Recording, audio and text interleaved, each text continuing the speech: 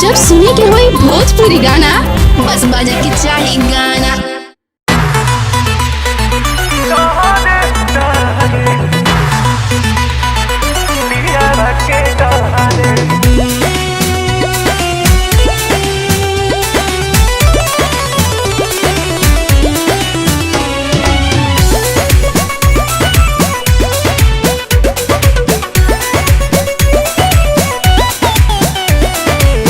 एहो सखी बड़ा कड़ा मिलल बा भातार हो, एने लगातार फोन करता है यार हो।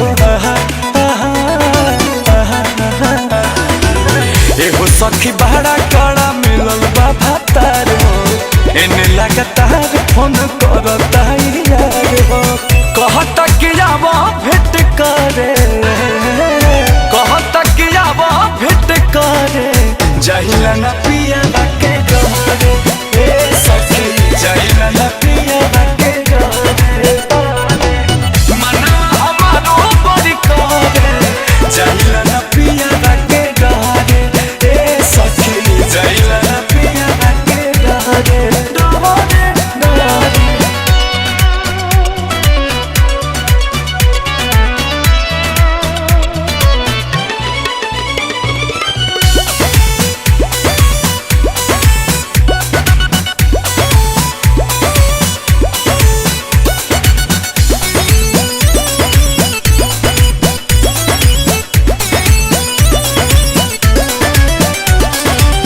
यार के न प्यार अब लागता हबे खहो, हाँ करेला बलमुआ सखी ऐसन देखा रे खहो।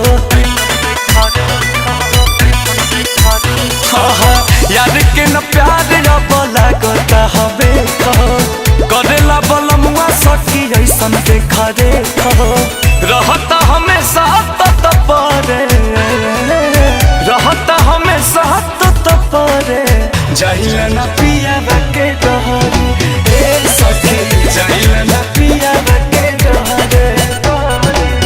मनवा हमारो बड़ी करे, जाहिला ना पिया बाके डरे, ए सखी हो जाहिला ना पिया बाके डरे, डरे डरे।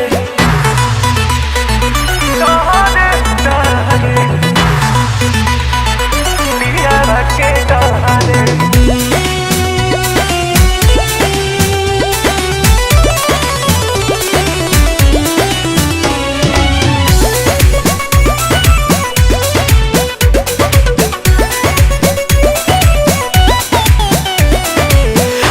हर ससुरों के बकर के सरम हो,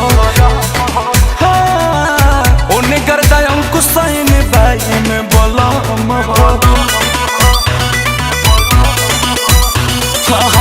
नहीं हर ससुरों के बकर के सरम हो, ओने गर्दा अंकुश में बाई में बलम हो। मर